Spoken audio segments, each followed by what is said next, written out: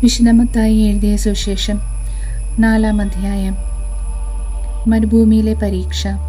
അനന്തരം പിശാചിനാൽ പരീക്ഷിക്കപ്പെടുന്നതിന് യേശുവിനെ ആത്മാവ് മരുഭൂമിയിലേക്ക് നയിച്ചു. യേശു 40 ദിനരാത്രങ്ങൾ ഉപവസിച്ചു. അപ്പോൾ അവന് വിശന്നു. പ്രലോഭകൻ അവനെ സമീപിച്ചു പറഞ്ഞു, നീ ദൈവപുത്രനാണെങ്കിൽ ഈ കല്ലുകൾ അപ്പമാക്കാൻ പറയുക.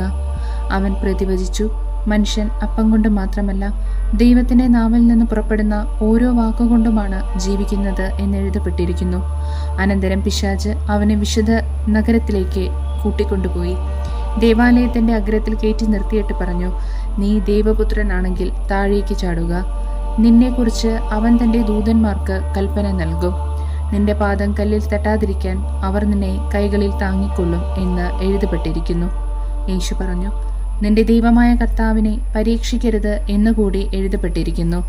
വീണ്ടും പിശാച് അവനെ ഉയർന്നൊരു മലയിലേക്ക് കൂട്ടിക്കൊണ്ടുപോയി ലോകത്തിലെ എല്ലാ രാജ്യങ്ങളും അവയുടെ മഹത്വവും അവനെ കാണിച്ചുകൊണ്ട് അവനോട് പറഞ്ഞു, നീ സാഷ്ടാംഗം പ്രണമിച്ച് എന്നെ ആരാധിച്ചാൽ ഇവയെല്ലാം നിനക്ക് ഞാൻ നൽകും. യേശു കൽപ്പിച്ചു, സാത്താനെ ദൂരെ പോവുക. എന്തെന്നാൽ നിന്റെ ദൈവമായ കർത്താവിനെ ആരാധിക്കണം, അവിടുത്തെ മാത്രമേ പൂജിക്കാവൂ എന്നെഴുതപ്പെട്ടിരിക്കുന്നു. അപ്പോൾ പിശാച് അവനെ വിട്ടുപോയി. ദേവദൂതന്മാർ അടുത്തുവന്ന് അവനെ ശുശ്രൂഷിച്ചു. യേശു ദൗത്യം ആരംഭിക്കുന്നു. യോഹന്നാൻ ബന്ധനസ്ഥനായെന്ന് കേട്ടപ്പോൾ യേശു ഗലീലയിലേക്ക് പിൻവാങ്ങി. അവൻ നസ്രത്ത് വിട്ട് സെബുലൂണിന്റെയും നഫ്താലിയയുടെയും അതിർത്തിയിൽ സമുദ്രതീരത്തുള്ള കഫർനാമിൽ ചെന്ന് പാർത്തു. ഇത് ഏശയ്യാ പ്രവാചകൻ വഴി അരുൾ ചെയ്യപ്പെട്ടത് നിവൃത്തിയാകാൻ വേണ്ടിയാണ്. സമുദ്രത്തിലേക്കുള്ള വഴിയിൽ ജോർദാന്റെ മറുകരയിൽ സെബുലൂൺ, നഫ്താലി പ്രദേശങ്ങൾ, വിജാതീയരുടെ ഗലീലി. അന്ധകാരത്തിൽ സ്ഥിതി ചെയ്തിരുന്ന ജനങ്ങൾ വലിയ പ്രകാശം കണ്ടു. മരണത്തിന്റെ മേഖലയിലും നിഴലിലും വസിച്ചിരുന്നവർക്കായി ഒരു ദീപ്തി ഉദയം ചെയ്തു.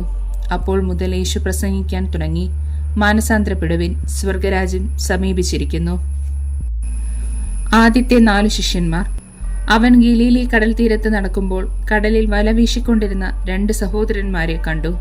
പത്രോസ് എന്ന് വിളിക്കപ്പെടുന്ന ശിമയോനും സഹോദരൻ അന്ത്രയോസിനെയും. അവർ മീൻപിടുത്തക്കാരായിരുന്നു. അവൻ അവരോട് പറഞ്ഞു, എന്നെ അനുഗമിക്കുക, ഞാൻ നിങ്ങളെ മനുഷ്യരെ പിടിക്കുന്നവരാക്കും. തൽക്ഷണം അവർ വലകൾ ഉപേക്ഷിച്ച് അവനെ അനുഗമിച്ചു. അവർ അവിടെ നിന്ന് മുന്നോട്ട് നീങ്ങിയപ്പോൾ വേറെ 2 സഹോദരന്മാരെ കണ്ടു, സെബദീപുത്രനായ യാക്കോബും സഹോദരൻ യോഹന്നാനും. അവർ പിതാവുമൊത്ത് വഞ്ചിയിലിരുന്ന് വല നന്നാക്കുകയായിരുന്നു. അവരെയും അവൻ വിളിച്ചു. തൽക്ഷണം അവർ വഞ്ചി ഉപേക്ഷിച്ച് പിതാവിനെയും വിട്ട് അവനെ അനുഗമിച്ചു. യേശു രോഗികളെ സുഖപ്പെടുത്തുന്നു. അവൻ അവരുടെ സിനഗോഗുകളിൽ പഠിപ്പിച്ചും രാജ്യത്തിന്റെ സുവിശേഷം പ്രസംഗിച്ചും ജനങ്ങളുടെ എല്ലാ രോഗങ്ങളും വ്യാധികളും സുഖപ്പെടുത്തിയും ഗലീലി മുഴുവൻ ചുറ്റി സഞ്ചരിച്ചു. അവന്റെ കീർത്തി സിറിയയിൽ എങ്ങും വ്യാപിച്ചു.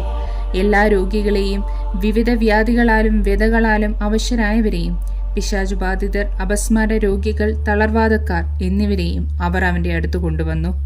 അവൻ അവരെ സുഖപ്പെടുത്തി. ഗലീലി, ദക്കാപോളിസ്, ജെറുസലേം, യൂദയ, ജോർദാന്റെ മറുകര എന്നിവിടങ്ങളിൽ നിന്ന് വലിയ ജനക്കൂട്ടങ്ങൾ അവനെ അനുഗമിച്ചു.